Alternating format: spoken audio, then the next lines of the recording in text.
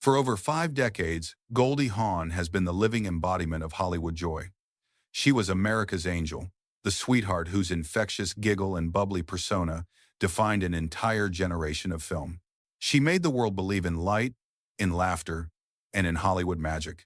But behind that perfect, golden smile, the one she flashed for every premiere, every talk show, and every red carpet, there was a hiding place for immense pain and profound exhaustion. Now at 79, Goldie Hawn is breaking her silence, revealing the dark side of that golden era. She is detailing the moments of on-set toxicity, calculated cruelty, and public humiliation that not only hurt her personally, but actively redirected the course of her legendary career. The trauma was so severe that what the public often dismissed as simple stress, Goldie now identifies as crippling panic attacks, a world away from mere anxiety. "I didn't feel joyful," she confessed. "I was scared. I was afraid, and, it wasn't anxiety. They were like panic attacks, which are different." This is the story of the 6 actors who earned a permanent, silent spot on Goldie Hawn's blacklist. These were men who once called her sweetheart and America's angel to her face, then later whispered that she was greedy, fake, and overrated. Goldie never forgot. They are names that shocked Hollywood, legends and comedic kings alike, against whom Goldie swore she would never work again.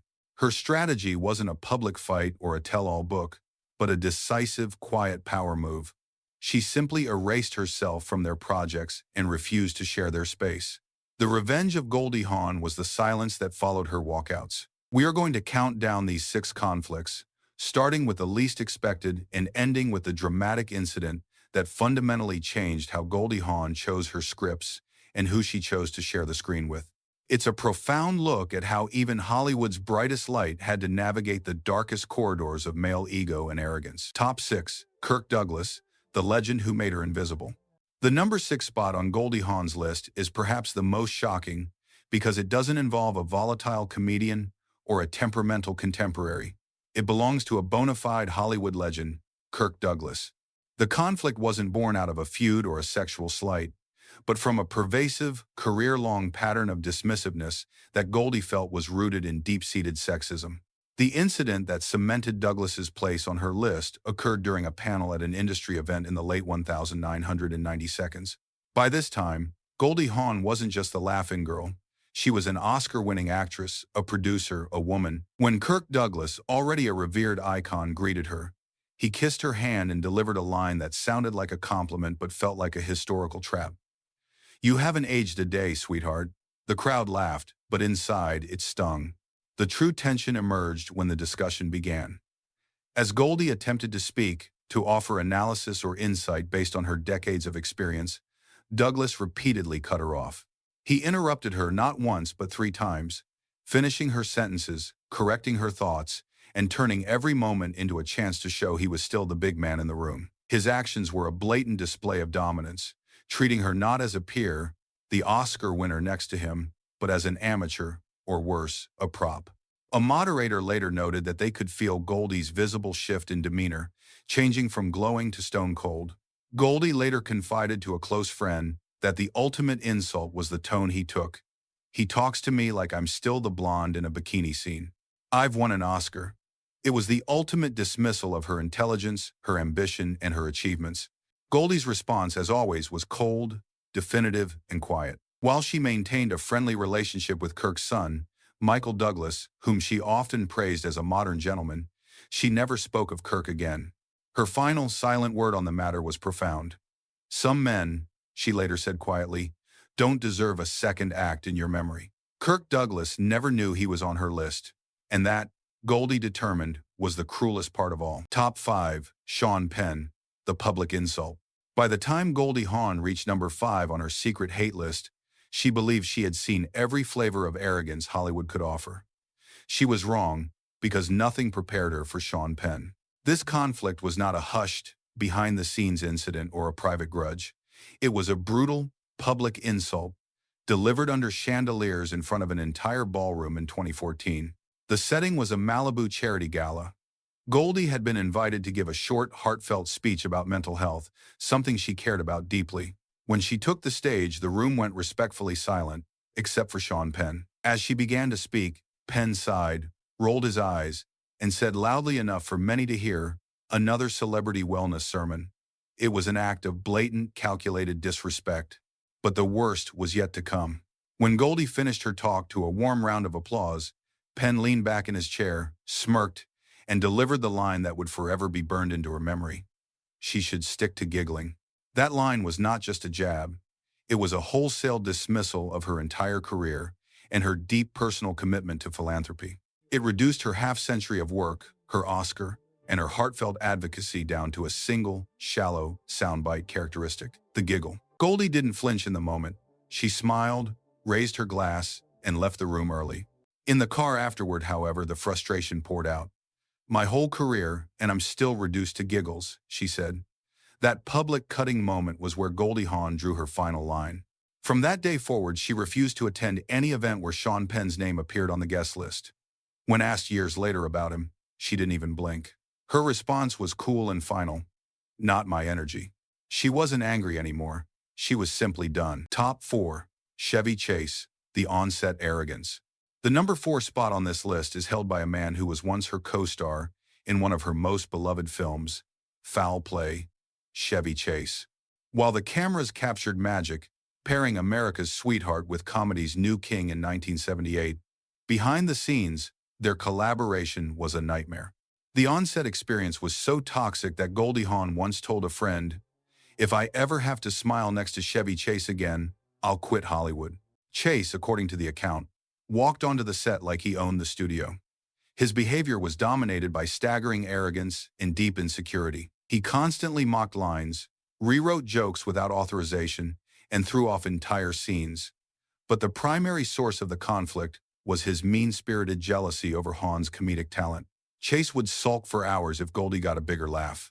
And when she did manage to land a joke perfectly, he would mutter condescendingly under his breath, "She's lucky to be here." Goldie initially attempted to manage the situation, trying to keep things light, joking, charming, and smoothing things over. But the cracks soon became impossible to ignore. One night, after yet another argument about a scene, Chase stormed off set, refusing to return until the director completely rewrote it. Goldie stayed behind, quietly sitting on the steps, exhausted. She whispered to her stylist a devastating, yet perfectly accurate assessment: "He's not funny when the cameras stop rolling. He's just mean." By the end of filming, the two couldn't even look at each other. Despite the studio begging her to do a sequel, with millions on the table, Goldie didn't hesitate. Her response to her agent was simply, "Not interested." She chose peace over chaos and a broken friendship over a profitable partnership. Top 3. Dustin Hoffman, the audition that shattered respect. Third on Goldie Hawn's silent list is a name that surprised many in Hollywood. A man the world called a genius, Dustin Hoffman. The event that earned him this spot wasn't rumor or gossip, but a moment of brutal, professional humiliation in the early 1980 seconds that completely shattered Goldie's respect and nearly ended her ambition to move beyond her lighthearted image into prestigious drama. Goldie Hawn, who had proven she could make the world laugh, was ready to take a bold step, hoping to make the world feel.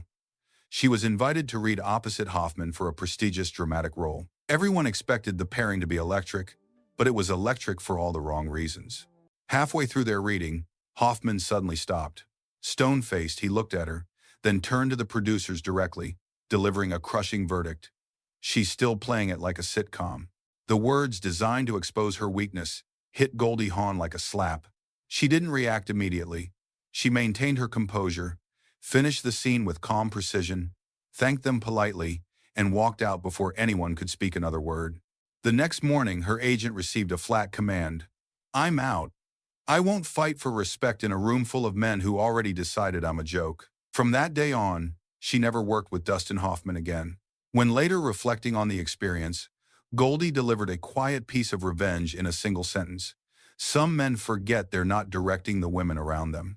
Hoffman intended to expose what he saw as her acting deficiency, but in Hawn's view, he only exposed his own arrogance. She simply walked away from him and the role. Top 2.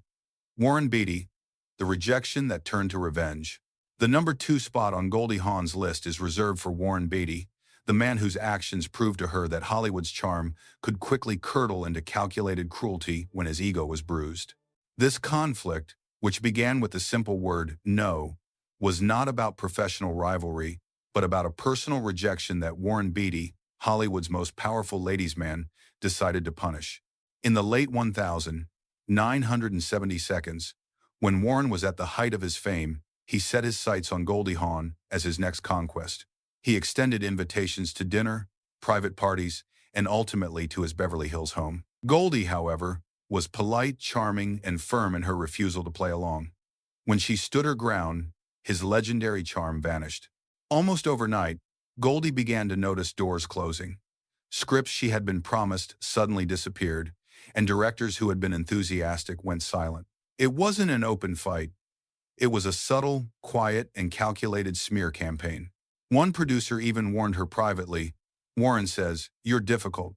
The campaign was designed to hurt her professionally by attacking her reputation and claiming she was not serious material. Goldie confided years later that the core of the issue was his inability to handle a simple refusal. He doesn't handle rejection, he punishes it. This vendetta, which followed her through much of the early 1980 seconds, showcased the enormous power Beatty wielded. Goldie never confronted him publicly. Years later, at an award show, Beatty, smiling like the old days, leaned in to greet her. Goldie Hawn looked him straight in the eyes, gave a sweet, polite smile, and turned her back mid-sentence. It was the ultimate nonverbal declaration that his influence was over. Top 1. Bill Murray, the incident that changed her career. The actor who sits indisputably at the top of Goldie Hawn's blacklist. The conflict that was so profound it prompted a complete course correction in her career is Bill Murray. This was the public humiliation that made Goldie Hawn walk away from a project and irrevocably change how she approached volatile male co-stars. The incident took place during a light-hearted table read for a late 1982 studio comedy. The pairing of America's sweetheart with comedy's wild card was supposed to be a dream, but within minutes, it turned into a nightmare. Murray arrived an hour late, loud, disheveled, and unapologetic. His opening gambit was to toss his half-empty coffee cup onto the script pages and announce, "Now we can start." Goldie looked at him and knew, instantly, something bad was going to happen. As Goldie delivered her lines with the warmth and rhythm she was known for, Murray interrupted her mid-scene. He smirked and delivered the humiliating line that sparked her final departure. "Why don't you try acting like you've done drama before?" The men in the room burst out laughing, but Goldie didn't. Goldie Hawn's reaction was immediate and absolute. She closed her script, rose from her chair, and walked out without saying a single word. That silence, according to witnesses, was louder than any argument. The next day, her team informed the producers that Goldie Hawn was out of the project. She didn't issue a press statement. She simply erased herself from the project. The incident had a lasting impact. Goldie later told a friend, "He thinks unpredictability is genius. I think it's exhausting." The experience fundamentally changed her career. From then on, she avoided volatile geniuses who confuse cruelty with creativity, turned down male-led comedies, stopped tolerating tantrums, and started choosing peace over chaos. Her final word on ever working with Murray, years later, was calm but absolutely final. No interest. The story of Goldie Hawn's blacklist is not a story of a diva throwing tantrums. It is the memoir of a powerful woman choosing herself. For years, the public saw the laughter, the joy, and the perfect golden smile. They didn't see the panic attacks, the subtle smears, or the exhausting effort required to tolerate men who confuse cruelty with creativity. The 6 actors, from the dismissive seniority of Kirk Douglas and the cutting public disdain of Sean Penn, to the mean-spirited jealousy of Chevy Chase, the professional humiliation dealt by Dustin Hoffman, the calculated vendetta launched by Warren Beatty, and the ultimate unprofessional arrogance of Bill Murray, all underestimated Goldie Hawn. They believed she was merely the blonde in the bikini scene, someone they could dismiss, direct, or punish. They were wrong. Goldie Hawn's ultimate power move was her silence and her walkout. She refused to fight for respect in a hostile room. She didn't need public confrontation. She simply took her light, her talent, and her immense star power, and removed it from their orbit. Her revenge was choosing peace over chaos and ensuring that certain men would never occupy a second act in your memory. The truth behind Hollywood's golden smile is that it was forged not in eternal sunshine, but in a decision to protect her peace at all costs. Thank you for tuning in to Behind the Lights for this deep dive into Hollywood's untold confessions. Which of these 6 names shocked you the most? And do you think Goldie was right to stay silent for all those years? Let us know your thoughts in the comments below. Don't forget to like and subscribe to join us for more untold Hollywood confessions.